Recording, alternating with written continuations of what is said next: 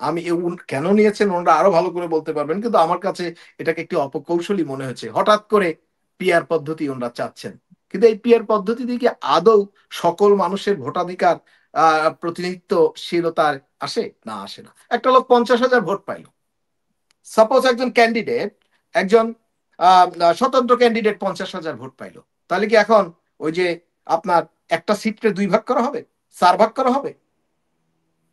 না, সেটা করার সুযোগ না। আপনি এখানে একটা মৌলিক গণতন্ত্রের একটা ব্যাপার আছে, যেটা আমি এই রিসেন্টলি একটি ইসে দেখছিলাম, যে আগে মেম্বাররা ইলেক্টেড হতেন, তারপরে থেকে ধাপে ধাপে আপনার যে পার্লামেন্ট পর্যন্ত আসতেন।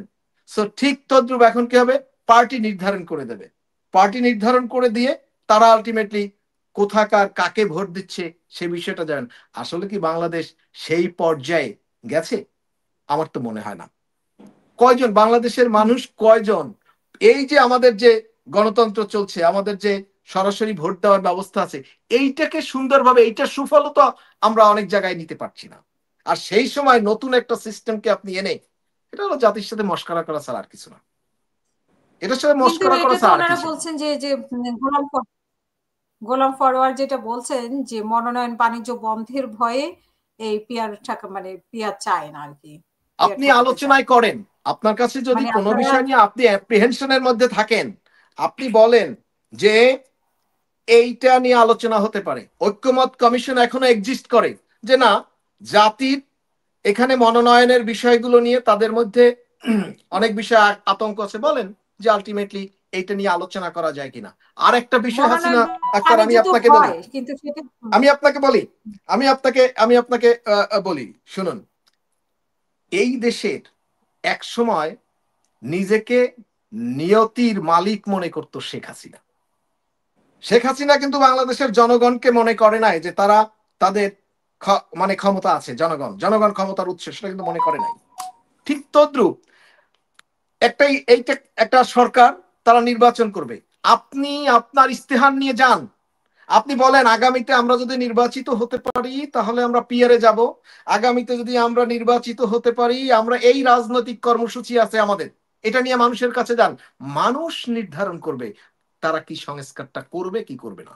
আপনি আমি, দুইজন ডক্টরেট, দুইজন সাবেক কর্মকর্তা, দুইজন ব্যারিস্টার, দুইজন মানে বুদ্ধিজীবী, এরা মিলে যদি নির্ধারণ করি যে আমরাই সবকিছু বুঝি, না, আমরা বুঝি না। আপনার রাজনৈতিক কর্মসূচি নিয়ে আপনি নির্বাচনে আসেন, এসে মানুষকে বলেন যে এটা আমার রাজনৈতিক কর্মসূচি, এটাই আমরা আগামীতে বাস্তবায়ন করব, আপনারা আমাকে ভোট দেন। যেমন জনাব তারেক রহমান 31 দফার একটি রাজনৈতিক কর্মসূচি দিয়েছেন, উনি সেই কর্মসূচি নিয়ে আমরা প্রার্থীরা সবাই মানুষের কাছে ছুটে যাচ্ছি।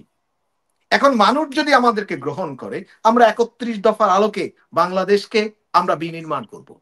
ঠিক জামাত ইসলাম বলুক আমরা নির্বাচনে নির্বাচিত হতে পারলে আমরা পিয়ার করব। জাতি যদি গ্রহণ করে, মানুষ যদি গ্রহণ করে, তাহলে তারা সেক্ষেত্রে আগামীতে পিয়ার হবে।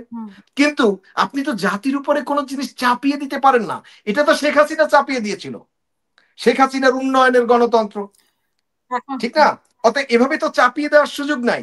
আপনি আলোচনা করেন, আলোচনা করে আপনার ইস্তেহার নিয়ে মানুষের কাছে যান, নির্বাচন হবে।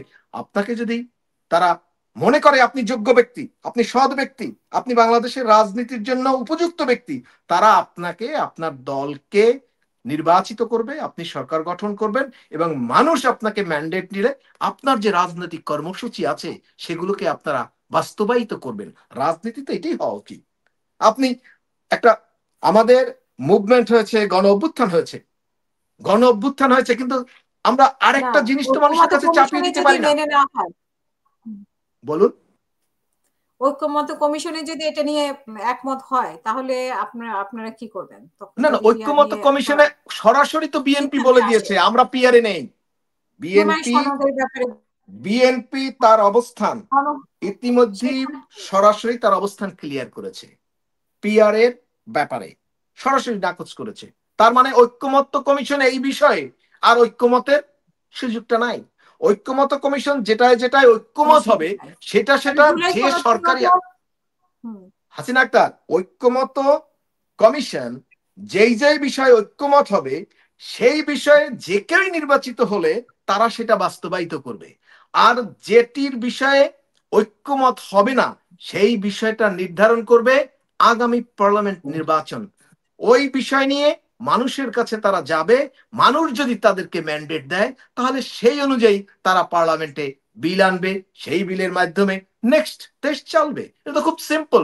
এখানে তো আসলে আমার মনে হয় কঠিন কোনো কিছু নাই, স্ট্রেট ফরওয়ার্ড। এদেশের মানুষ সহজভাবে বোঝে এটাকে। ঘুরিয়ে পেঁচিয়ে নির্বাচন বিলম্বিত করা আর নিজেদের ফায়দা হাসিলের চেষ্টা করা, এটা রাজনীতিতে হয়। কিন্তু কথা হলো বর্তমান সময়টা কিন্তু আমরা ক্রিটিক্যাল সময় অতিবাহিত করছি। ফ্যাসিস্ট কিন্তু অপেক্ষা করছে। আজকের ফ্যাসিস্টকে যদি কেউ আবার তাদের জন্য দরজা ওপেন করতে চায়, আবার যদি ফ্যাসিস্টদেরকে মানে রাজনীতিতে এইসব পিয়ার মেকানিজমের মাধ্যমে প্রতিষ্ঠিত করতে চায় বা ওর সাথে মেকানিজমে তারা সুবিধা নিতে চায়, আমার মনে হয় আগামী দিনে আরেকটি গণ অভ্যুত্থানের অপেক্ষায় থাকবে বাংলাদেশ। আপনাকে ধন্যবাদ। না, বিএনপি যদি আপনি বলেছেন যে বিএনপি সিদ্ধান্ত জানিয়ে দিয়েছে, ইভেন জুলাই সনদ নিয়েও বিএনপি সিদ্ধান্ত জানিয়ে দিয়েছে যে এটা পরবর্তী সংসদ করবে বা নির্বাচিত যারা প্রতিনিধি তারা করবে। তাহলে আলোচনা কেন? সমস্যা মানে কোথায়? এই যে আবার সমস্যা কোথায়? কেন আমি আপনাকে তো বলছি সেশন যে বিষয়ে না আলোচনা কেন, যেই বিষয়ে ঐক্যমত হবে, যেই পার্টি ইলেক্টেড হবে, ওই পার্টি এই ঐক্যমতের ভিত্তিতে সেগুলো ইমপ্লিমেন্ট করবে। যেই বিষয় ঐক্যমত হবে না সেই বিষয়গুলোর ব্যাপারে ওই পার্টি মানুষের কাছে বলবে। মানুষ যদি ওটা গ্রহণ করে, চাপিয়ে দেওয়ার তো কিছু নেই, তাহলে সেই অনুযায়ী সেই পার্টিটাকে মানুষ তারা ইলেক্টেড করবে, তারা সরকার গঠন করবে, সেই অনুযায়ী আইন আসবে, সেই অনুযায়ী ব্যবস্থাগুলো নেওয়া হবে। কোন ক্ষেত্রে আমি আপনাকে একটা জিনিস বলি, 1971 সালকে বিক্রি করে করে এদেশের স্বাধীনতার ইতিহাসকে ব্যাপকভাবে ক্ষতিগ্রস্ত করেছে, চেতনাকে ক্ষতিগত করেছে গত ফ্যাসিস্ট সরকার। ঠিক তদ্রুপ আজকের যে গণ অভ্যুত্থান, এই গণ অভ্যুত্থানকে কেউ যদি পুঁজি আকারে রাজনীতি করতে চায় এবং যদি এটাকে তাদের মতো করে ব্যবহার করতে চায়, এই গণ অভ্যুত্থানের চেতনাও ক্ষতিগ্রস্ত হবে। সুযোগ নেই, আপনি ওপেন করে দেন পাবলিকের জন্য। আপনি কেন এটাকে হোল্ড করে রাখছেন? বিএনপির যদি দোষ থাকে, যেটা এই যে শ্রদ্ধেয় মেজর ইমরান সাহেব বলেছেন, বিএনপির দোষ থাকলে পাবলিক তাকে প্রত্যাখ্যান করবে। পাবলিক প্রত্যাখ্যান, কিন্তু পাবলিক কি করবে কি করবে না এইটা নির্ধারণ করার রাইট তো আপনার নেই। এটা তো শেখ হাসিনা নির্ধারণ করেছে।